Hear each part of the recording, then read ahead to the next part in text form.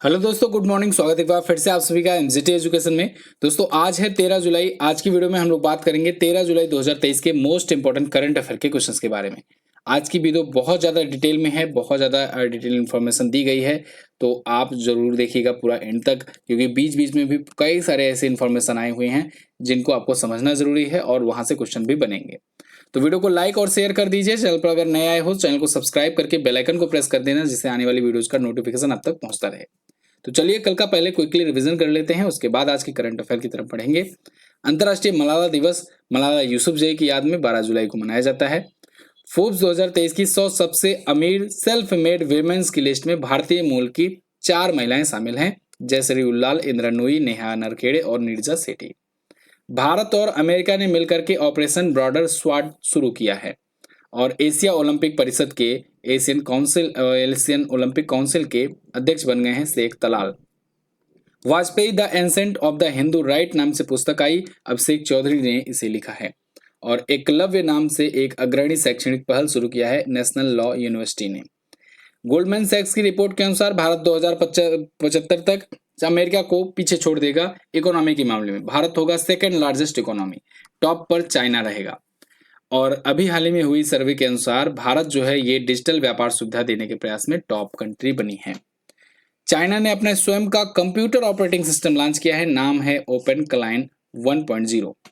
और तुर्की ने अभी हाल में स्वीडन को नाटो में शामिल होने के लिए अनुमति दे दिया है। तुर्की का वोट अब स्वीडन के पक्ष में होगा। स्वीडन बनेगा नाटो का 32वां मेंबर। अभी रिसेंटली 31वां मेंबर बना था नाटो का फिनलैंड। अब ये तो 10 क्वेश्चन थे, टॉप 10 क्वेश्चन कल के करंट अफेयर से। डिटेल अगर इनको देखना है तो आप कल की वीडियो देखिए। बात करेंगे अब आज की करंट अफेयर की, लेकिन उससे पहले जनवरी से जून तक का दोस्तों लास्ट 6 मंथ का ई बुक आ चुका है। इसको अगर आप लेना चाहते हो तो हिंदी और इंग्लिश दोनों भाषाओं में अवेलेबल है, आप इसे ले सकते हो। कैसे मिलेगा? एमजेटी ऐप पर मिलेगा, या फिर आप नीचे डिस्क्रिप्शन में दिए गए व्हाट्सएप नंबर पर संपर्क करके इसे व्हाट्सएप पर भी ले सकते हो। शुरू करते हैं आज की करंट अफेयर। पहला क्वेश्चन, फ्रांस के बेस्टिल दिवस समारोह के लिए सम्मानित अतिथि के रूप में किसे आमंत्रित किया गया? तो प्राइम मिनिस्टर नरेंद्र मोदी जी दोस्तों ये फ्रांस के बेस्टिल डे परेड के लिए as a chief guest invite किए गए हैं फ्रांस के द्वारा। यहाँ पर देखिए आर्टिकल है, PM Narendra Modi to attend Bastille day celebration in France with talk to foster collaboration between India and France. अब देखो, बास्टिल डे परेड जो है ये फ्रांसीसी क्रांति की याद दिलाता है। किसकी? फ्रांसीसी क्रांति की याद दिलाता है। और इसकी याद में ये लोग एक राष्ट्रीय दिवस के रूप में आयोजित करते हैं। राष्ट्रीय अवकाश भी रहता है फ्रांस में, और बास्टिल डे परेड यहाँ पर होती है। तो बहुत ज़्यादा फेमस ये परेड है, और पीएम मोदी को एज ए चीफ गेस्ट यहाँ पर इन्वाइट किया गया है। कब होता है? प्रत्येक वर्ष 14 जुलाई को ये लोग बास्टिल डे परेड आयोजित करते हैं। जैसे भारत में 26 जनवरी वगैरह होता है, 15 अगस्त होता है, 2 अक्टूबर होता है, ऐसे ये लोग बास्टिल डे परेड मनाते हैं। ठीक है, तो फ्रांसीसी क्रांति में एक महत्वपूर्ण घटना है। कौन सी घटना है? फ्रांसीसी क्रांति के दौरान दोस्तों विद्रोहियों द्वारा बेस्टिल जेल के हमले की याद दिलाता है ये। ओके, अच्छा, भारतीय बल जो है, भारतीय सेना जो है वो भी इसमें हिस्सा लेंगी, भारतीय वायुसेना भी हिस्सा लेगी, तो और ज्यादा अट्रैक्टिव हो जाएगा ये। वैसे फ्रांस के बारे में अगर बात करें तो फ्रांस के प्रेसिडेंट हैं इमैनुअल मैक्रोन। और इमैनुअल मैक्रोन और पीएम मोदी इन दोनों ने साथ में ही 2018 में एक अवार्ड रिसीव किया था। नाम था उसका चैंपियंस ऑफ अर्थ का अवार्ड। चैंपियंस ऑफ अर्थ का अवार्ड ये बहुत ही इंपॉर्टेंट है, याद रखिएगा, पूछा भी गया है एग्जाम में, आगे भी पूछा जाएगा। इन दोनों राष्ट्रपतियों ने मिलकर के ये अवार्ड शेयर किया था। फ्रांस की करेंसी होती है दोस्तों यूरो, और यहाँ की राजधानी होती है पेरिस। यहाँ के प्रधानमंत्री के बारे में अभी एक एग्जाम में पूछा गया था, क्योंकि यहाँ के प्रधानमंत्री नए नियुक्त किए गए हैं, एलिजाबेथ बोर्न। इनका नाम याद रखिएगा। वैसे ज्यादा पावर तो राष्ट्रपति में होती है, लेकिन प्रधानमंत्री चूंकि नई नियुक्ति है इसलिए पूछा गया था, तो एलिजाबेथ बोर्न का नाम आप याद रखेंगे। अब बात करते हैं फ्रांस की। वर्ल्ड मैप में इसकी लोकेशन कहाँ पर है? तो वर्ल्ड मैप में आप देखोगे तो ये रहा अपना प्यारा भारत। यहाँ से आपको आना है यूरोप में। यूरोप में अगर आप आओगे तो यहाँ पर देखो, यूरोप के सबसे बड़े देशों में फ्रांस, जर्मनी और स्पेन शामिल है। तो यहाँ पर फ्रांस आपको बीच में मिल जाएगा। पेरिस इसकी कैपिटल है। अच्छा, पेरिस में ही दोस्तों हेडक्वार्टर है यूनेस्को का, याद रखना इंपॉर्टेंट है। वैसे पेरिस में ही स्थापित हुआ था फीफा, लेकिन हेडक्वार्टर उन्होंने अपना स्विट्जरलैंड में बना लिया, ज्यूरिख में। ऐसे ही पेरिस में ही स्थापित हुआ था इंटरनेशनल हॉकी फेडरेशन, लेकिन फिर उन्होंने अपना जो हेडक्वार्टर है बना लिया लुसाने, स्विट्जरलैंड में। क्लियर? अगला क्वेश्चन है, हाल ही में 34वां अंतर्राष्ट्रीय जीव विज्ञान ओलंपियाड किसने जीता? तो इसको जीत लिया है दोस्तों भारत ने। भारत पहली बार अंतर्राष्ट्रीय जीव विज्ञान ओलंपियाड में विजेता बना है। सबसे ज्यादा स्कोर किया है भारत ने, 4 मेडल जीते हैं, 4 के चारों जो हैं वो गोल्ड मेडल हैं। और इस प्रकार से 34वें इंटरनेशनल बायोलॉजी ओलंपियाड में भारत जो है ये टॉप पर रहा है। आयोजन कहाँ किया गया? ये यूएई के अल येन में आयोजित किया गया 2 से 11 जुलाई तक। तो भारत के 4 गोल्ड आए हैं। चारों गोल्ड किसने किसने जीते हैं? ध्रुव आडवाणी, ईशान पटनेकर, मेघ छाबड़ा और रोहित पांडा। 76 देशों के 293 छात्रों ने इसमें हिस्सा लिया था। अगला, भारत की पहली क्षेत्रीय एआई न्यूज एंकर का स्वागत किया गया। इसका क्या नाम है? Very most important question.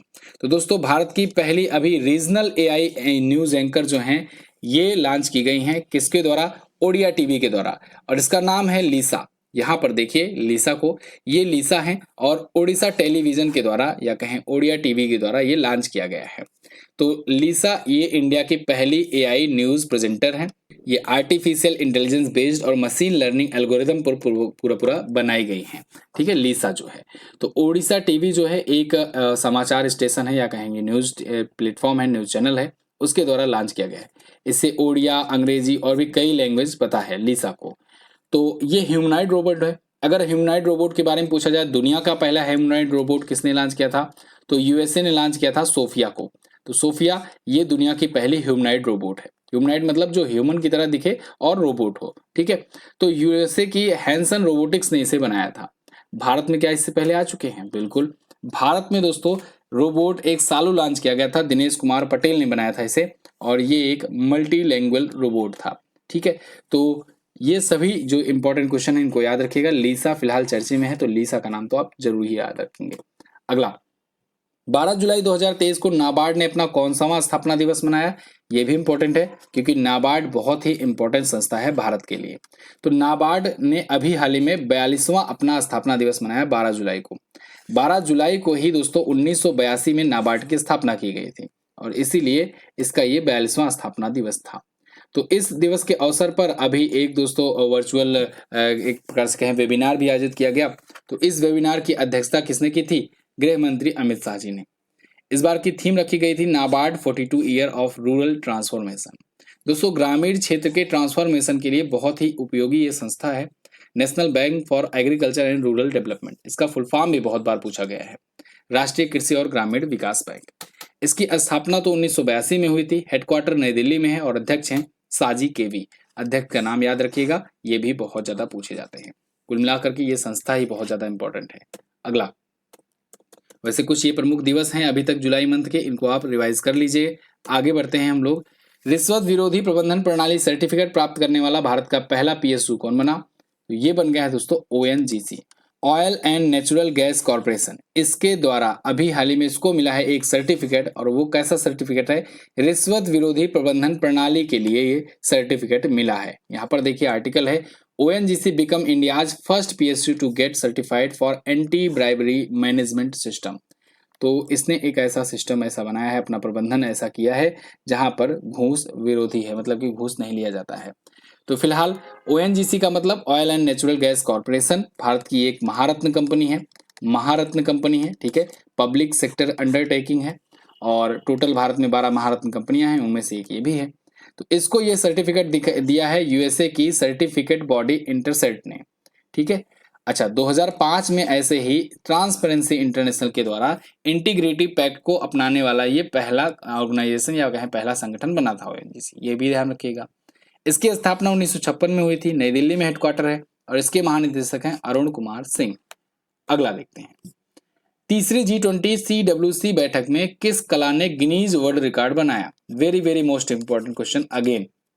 देखो अभी दोस्तों तीसरी G20 CWC की बैठक हुई और इसमें ये बैठक कहाँ पर हुई? वैसे ये बैठक हुई हम्पी में, हम्पी कर्नाटक में। और इसमें अभी हाल ही में लंबानी कला जो है, लंबानी आर्ट जो है, ये कर्नाटक का फेमस आर्ट है, इसने एक Guinness book of world record बनाया है सबसे ज्यादा क्राफ्ट बना करके। यहाँ पर देखिए आर्टिकल है, culture working group under India G20 presidency set A Guinness world record for the largest display of Lambani item.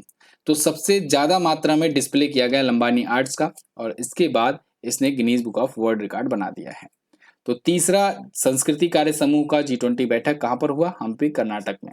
संसदीय कार्य मंत्री प्रहलाद जोशी जी ने इसका उद्घाटन किया एकता के सूत्र टाइटल के साथ था। अब यहाँ पर ये जो नोट पॉइंट में लिखा है मैंने, ये बहुत ज्यादा इंपॉर्टेंट है, इसको ध्यान रखिएगा। लंबानी कम्युनिटी के द्वारा लंबानी आर्ट बनाया जाता है।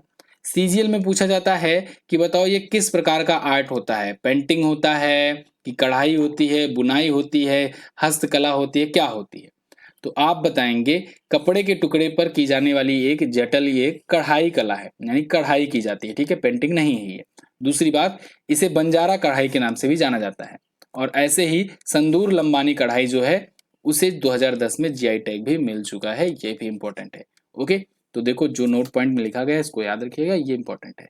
वैसे G20 पर आपको वीडियो मिलने वाली है, और G20 पर जितने भी चीजें हुई है ना भारत में, क्योंकि भारत इस बार अध्यक्षता कर रहा है, सितंबर में होने वाली है मीटिंग, तो जितने भी क्वेश्चन आए हैं सारा का सारा मैं उसी एक वीडियो में कवर करा दूंगा। और सीजीएल एग्जाम देने जाने से पहले आप जरूर देख के जाइएगा। चलिए, वर्ष 2023 का प्रतिष्ठित लोकमान्य तिलक राष्ट्रीय पुरस्कार किसे प्रदान किया जाएगा? तो ये पुरस्कार मिलेगा दोस्तों प्रधानमंत्री नरेंद्र मोदी जी को। पीएम मोदी को यह पुरस्कार 1 अगस्त को दिया जाएगा। कब? 1 अगस्त को दिया जाएगा, क्योंकि 1 अगस्त को लोकमान्य तिलक जी की पुण्यतिथि होती है, तो उसी अवसर पर यह दिया जाता है। लोकमान्य तिलक राष्ट्रीय पुरस्कार मिलेगा तिलक मेमोरियल ट्रस्ट के द्वारा। उसके जो अध्यक्ष हैं डॉक्टर दीपक तिलक, उन्होंने ये घोषणा की है। क्यों दिया जाएगा? तो दोस्तों पीएम मोदी को उनके असाधारण नेतृत्व और नागरिकों के बीच देशभक्ति की भावना को बढ़ावा देने के लिए दिया जाएगा।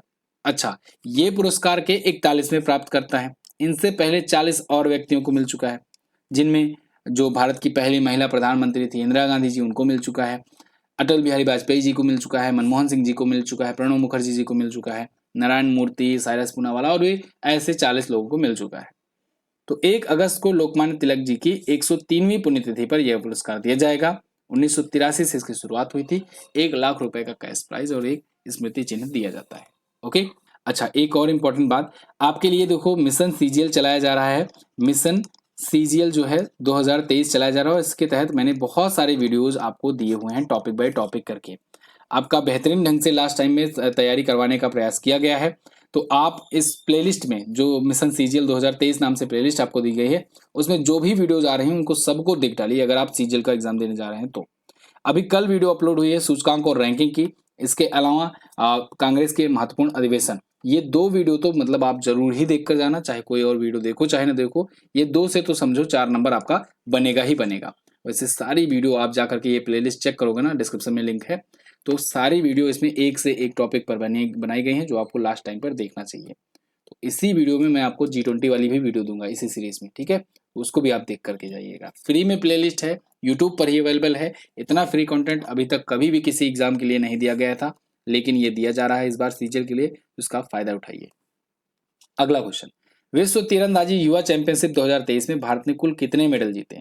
तो भारत ने टोटल जीते हैं दोस्तों 11 मेडल। 11 मेडल के साथ भारत है 2nd पोजीशन पर, ठीक है, टॉप पर दक्षिण कोरिया रहा। अगर आपको पता हो तो ये क्वेश्चन मैं एक बार ले चुका था, लेकिन चूंकि वो टूर्नामेंट तब कंप्लीट नहीं हुआ था, तब अंडर 18 और अंडर 21 एज में ही गोल्ड आया था, तो तब मैंने बताया था। अब ये टूर्नामेंट खत्म हो गया तो एक बार इसीलिए फिर से पूरा कंप्लीट क्वेश्चन लिया जा रहा है। तो इसमें भारत ने 6 गोल्ड, 1 सिल्वर और 4 ब्रॉन्ज मेडल टोटल जीते। 11 मेडल टोटल रहा, लेकिन ये दूसरे स्थान पर रहा। 10 मेडल के साथ दक्षिण कोरिया पहले पर रहा। अब आप सोचोगे इसके तो कम मेडल है, ये क्यों पहले पर है? तो देखो मैंने आपको बताया भी है पहले कि गोल्ड के रूप में वरीयता दी जाती है। सबसे पहले देखा जाता है गोल्ड किसका ज्यादा है, जिसका गोल्ड मेडल ज्यादा है उसको सबसे पहले वरीयता दी जाएगी। अब मान लीजिए गोल्ड बराबर हो जाते हैं, जैसे 6 गोल्ड इसके हैं, 6 गोल्ड भारत के भी हैं, तो गोल्ड बराबर हो जाते हैं, तब सिल्वर देखा जाएगा। सिल्वर मेडल जिसके ज्यादा होंगे उसको वरीयता दी जाएगी। और अगर मान लीजिए गोल्ड सिल्वर दोनों बराबर हैं, तब ब्रॉन्ज मेडल देखा जाएगा। अब ब्रॉन्ज मेडल जिसका ज्यादा होगा ऑलरेडी वो मेडल में भी ज्यादा हो जाएगा वैसे भी, ठीक है, क्योंकि ये दोनों बराबर है तो ब्रॉन्ज जिसका ज्यादा उसको टोटल मेडल भी ज्यादा। वैसे ये वरीयता का क्रम होता है, इसको ध्यान रखिएगा। तो भारत जो है गोल्ड में के मामले में तो समान था, लेकिन दक्षिण कोरिया के सिल्वर ज्यादा थे, इसलिए इसको टॉप पोजीशन पर रखा गया मेडल टेबल में। क्लियर? अब अगला वाला कब होगा? अगला वाला होगा 2025 में, विनिपेग कनाडा में होगा। इस बार वाला लिमरिक आयरलैंड में हुआ था। अच्छा, एक और रिकॉर्ड बना, पार्थ सालुंखे ने बनाया। ये रिकर्व कैटेगरी में युवा विश्व चैंपियनशिप जीतने वाले पहले भारतीय पुरुष तीरंदाज बने थे। अगला क्वेश्चन, हाल ही में किस राज्य या केंद्र शासित प्रदेश ने मोबाइल दोस्त ऐप शुरू किया? तो दोस्तों जम्मू कश्मीर ने अभी हाल ही में मोबाइल दोस्त ऐप लॉन्च किया है। ये लॉन्च किया गया है आपका मोबाइल हमारा दफ्तर अभियान के तहत। अगर आपको याद हो तो कई महीनों पहले मैंने ये क्वेश्चन लिया था कि जम्मू कश्मीर में आपका मोबाइल हमारा दफ्तर अभियान शुरू किया गया है। तो अब इसी अभियान के तहत मोबाइल दोस्त ऐप जो है ये जम्मू कश्मीर प्रशासन ने लॉन्च किया है। क्लियर है? तो जम्मू कश्मीर में इसको लॉन्च करने का क्या मतलब है? इसको लॉन्च करने से ना ये नागरिकों को, वहाँ की जो पीपल है, जनता है, उनको कनेक्ट करेंगे आपस में। तो सरकारी नागरिक सेवाओं तक पहुंच मिल सकेगी इसके, और व्यापक मंच मिलेगा लोगों को। लोग जो है कनेक्ट हो सकेंगे सरकार से और प्रशासन से। ठीक है। जम्मू कश्मीर के उपराज्यपाल हैं मनोज सिन्हा जी। अच्छा, एक चीज और मैं आपको यहीं पर बता दूं, जम्मू कश्मीर आया है तो जम्मू कश्मीर अगर पूछा जाता है कि ये ऑफिशियल रूप से कब भारत का यूनियन टेरिटरी बना, तो आप बताएंगे देखो अलग तो हुआ था 5 अगस्त को। अमित शाह जी ने 5 अगस्त को संसद में भाषण दे करके आर्टिकल 370 जो है रिमूव किया था। कब? 5 अगस्त 2019 को। 5 अगस्त 2019 को आर्टिकल 370 रिमूव किया था। ठीक है, आर्टिकल 370 रिमूव किया था। लेकिन ऑफिशियल रूप से अगर पूछा जाए, आधिकारिक रूप से कब जम्मू कश्मीर और लद्दाख यूनियन टेरिटरी बने, तो आप बताएंगे 31 अक्टूबर को। 31 अक्टूबर को एकता दिवस के अवसर पर 2019 को ये 2 यूनियन टेरिटरी के रूप में इंट्रोड्यूस हुए। क्लियर है ना? आगे, हाल ही में किस देश ने गुइलेन बैरे सिंड्रोम यानी जीएसबी के प्रकोप के कारण 90 दिनों का आपातकाल लगाया? तो दोस्तों देखो, पेरू ने एक और इमरजेंसी इम्पोज कर दी है। अभी कुछ दिन पहले इन्होंने एक इमरजेंसी लगाई थी ज्वालामुखी के लिए, अभी ज्यादा दिन नहीं हुए, 3 से 4 दिन पहले ही मैंने बताया था आपको। और अभी देखो ये एक हेल्थ इमरजेंसी 90 दिनों का ये भी इम्पोज कर दिए हैं अपने देश पर। एक्चुअली में वहां पर जीएसबी नाम से एक वायरस, महामारी टाइप का कहें, जीएसबी नाम के एक रोग फैला हुआ है, वायरस नहीं कहेंगे। तो जीएसबी नाम का एक आउटब्रेक हुआ है, रोग फैला हुआ है, जिसे कहते हैं गुइलियन बैरे सिंड्रोम। तो ये बेसिकली एक न्यूरोलॉजिकल डिसऑर्डर है और इसकी वजह से काफ़ी ज़्यादा वहाँ पर प्रॉब्लम्स आ रही है और ऑटो इम्यून बीमारी जो है, डिसीज जो है, ये पैदा हो रही है। इसकी वजह से 90 दिनों का हेल्थ इमरजेंसी, स्वास्थ्य आपातकाल लगाया गया है पेरू में। पेरू एक दक्षिण अमेरिकी देश है, अभी इसके बारे में बात करेंगे हम लोग। तो यहाँ पर कुछ दिन पहले यूबिनास ज्वालामुखी में विस्फोट हुआ था, तब 60 दिनों का लगाया गया था इमरजेंसी, अभी 90 दिनों का लगाया गया है। इसकी राजधानी लीमा होती है, मुद्रा पेरुवियन सोल और राष्ट्रपति हैं डिना बोलुआर्टे। चलिए देखते हैं वर्ल्ड मैप में पेरू है कहाँ। वर्ल्ड मैप में आप देखोगे तो सबसे पहले ये रहा अपना प्यारा भारत। यहाँ से आपको आना है दक्षिण अमेरिका कॉन्टिनेंट में, तो आप पहले तो अफ्रीका पार कीजिए। अफ्रीका के बाद इधर आपको दिखेगा, ये रहा नॉर्थ अमेरिका, ये रहा साउथ अमेरिका। तो साउथ अमेरिका में भी आपको आना है बिल्कुल वेस्ट में। तो वेस्ट में आपको मिलेगा पेरू, ये रहा पेरू। पेरू की कैपिटल है लीमा। ठीक है, लीमा। अच्छा, मैंने अभी आपको उस दिन बताया था कि ब्राजील एक ऐसा देश है जो दक्षिण अमेरिका में सिर्फ और सिर्फ 2 कंट्री से अपना बॉर्डर नहीं लगाता है, बाकी सभी कंट्रीज से अपना बॉर्डर लगाता है। 2 कंट्री कौन कौन सी हैं? एक है इक्वाडोर और एक है चिली। ये 2 कंट्रीज से अपना बॉर्डर नहीं लगाता है ब्राजील। बाकी आप देखोगे ना, यहाँ की जितनी भी कंट्रीज हैं सबसे अपना बॉर्डर थोड़ा ना थोड़ा शेयर करता है ब्राजील। ठीक है, तो सबसे बड़ा देश ये दक्षिण अमेरिका का है। ये तो थे दोस्तों टॉप 10 करंट अफेयर के क्वेश्चंस। आई होप आपको वीडियो आई होगी पसंद। यहाँ तक आए हो तो वीडियो को लाइक करके जरूर जाना। और हाँ, करंट अफेयर का 1000 का वन लाइनर करंट अफेयर जो पीडीएफ है, ये बिल्कुल फ्री में आपको दी गई है टेलीग्राम पर। रोजाना इसको लेकर के लोग व्हाट्सएप करते हैं, तो देखो हर बार मैं आपको बताता हूँ टेलीग्राम पर भेजा गया, भैया जाओ फ्री में डाउनलोड कर लो उसे। टेलीग्राम पर जाना है, एमजेटी एजुकेशन लिख करके सर्च करना है, ठीक है, और उस ग्रुप को ज्वाइन कर लेना है, वहीं पर सब आपको पीडीएफ मिलेगी। तो प्लीज इसके लिए तो रोज रोज व्हाट्सएप ना किया करो। तो टेलीग्राम पर आपको जाकर के, वहां पर मैंने मैसेज भी पिन कर दिया है ग्रुप में, आप उसको टच करोगे तो डायरेक्ट मिल जाएगा। ऐसी बहुत सारी पीडीएफ वहां पर अवेलेबल है। जनवरी से अप्रैल तक का ये 1000 वन लाइनर है, बिल्कुल फ्री ऑफ कॉस्ट दिया जा रहा है। चलिए अब ऐसे ही वन लाइनर हम लोग आगे का रिवीजन करेंगे। 58वें दिन पर हम लोग पहुंचे हुए हैं। तो एससीओ सदस्य देशों के विदेश मंत्रियों की बैठक कहां पर हुई? गोवा में हुई। जेपी मॉर्गन ने फर्स्ट रिपब्लिक बैंक का अधिग्रहण कर लिया है। मेरीलबोर्न क्रिकेट क्लब के अध्यक्ष बन गए हैं मार्क निकोलस। और दोहा डायमंड लीग में नीरज चोपड़ा ने पहला स्थान यानी गोल्ड जीता है। वनडे क्रिकेट में सबसे तेज 5000 रन बाबर आजम पाकिस्तान के खिलाड़ी हैं, इन्होंने बनाया है। विश्व अस्थमा दिवस 2 मई को मनाया जाता है। अडानी इंटरप्राइजेस के स्वामित्व वाली कंपनी अडानी कोनेक्स, इसने अभी हाल ही में वाइजैग यानी विशाखापत्तनम में आंध्र प्रदेश में पहला प्रौद्योगिकी व्यापार पार्क स्थापित करने की घोषणा की है। एसीसी पुरुष प्रीमियर कप का खिताब नेपाल ने जीत लिया है।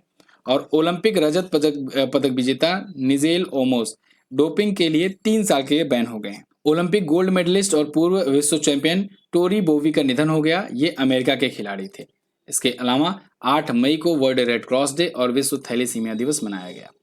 मैड्रिड ओपन 2023 का खिताब कार्लोस अल्कराज ने जीता है। रक्षा मंत्री राजनाथ सिंह जी ने चंडीगढ़ में देश का पहला आईएएफ हेरिटेज सेंटर का उद्घाटन किया है। Very very most important question, ये भी पूछा भी गया था, आगे भी पूछा जाएगा। इस बार के सीजल के एग्जाम में समझ लो एक क्वेश्चन तो ये फिक्स है। केंद्रीय मंत्री नित्यानंद ने अभी हाल में मेघालय में दावकी भूमि बंदरगाह का उद्घाटन किया है। और अभी हाल ही में विमोचित पुस्तक my life as a comrade, ये आत्मकथा है केरल की पहली महिला स्वास्थ्य मंत्री के सैलजा का। इसके अलावा एक्सचेंजर इंडिया के प्रबंध निदेशक बन गए हैं अजय विज, और 36 वर्षों बाद भारतीय नौसेना का लैंडिंग पोत आईएनएस मगर सेवा में मुक्त हुआ। मियामी F1 ग्रैंड प्रिक्स जीत लिया है मैक्स वर्स्टैपेन ने। मैक्स वर्स्टैपेन अभी तक इस सीजन में ना 10 रेस हुई हैं, उसमें से 8 जीत चुके हैं। हाल ही में उत्तराखंड की पुलिस ने एक विशेष अभियान ऑपरेशन मर्यादा शुरू किया है, ये भी इंपॉर्टेंट है, पूछा जाएगा आपसे। और अभी हाल ही में 17.37 मीटर की छलांग लगाकर ट्रिपल जंप में एक नया नेशनल रिकॉर्ड बनाया प्रवीण चित्रवेल ने। ये देखो टॉप 20 क्वेश्चन रहे रिवीजन वाले, ठीक है। रिवीजन भी आप डेली करते रहा करो। करंट अफेयर की जनवरी से जून तक की ई बुक आई है, इसको आप जरूर एक्सेस कीजिए, प्राप्त कीजिए MZT ऐप पर। दुनिया का सबसे शक्तिशाली टेलीस्कोप दोस्तों जेम्स वेब टेलीस्कोप है, कल का क्वेश्चन है ये। और रूस में वर्तमान में भारत के राजदूत हैं पवन कुमार। आज आपको बताना है 12 जुलाई को अंतर्राष्ट्रीय मलाला दिवस मनाए जाने की शुरुआत कब से हुई है। इसके अलावा फोर्ब्स 2023 की रिपोर्ट के अनुसार दुनिया की सबसे अमीर सेल्फ मेड वीमेन कौन सी है। चलिए, तो बहुत बहुत धन्यवाद यहाँ तक वीडियो देखने के लिए। मिलेंगे अगली वीडियो में, तब तक के लिए नमस्कार, जय हिंद, वंदे मातरम।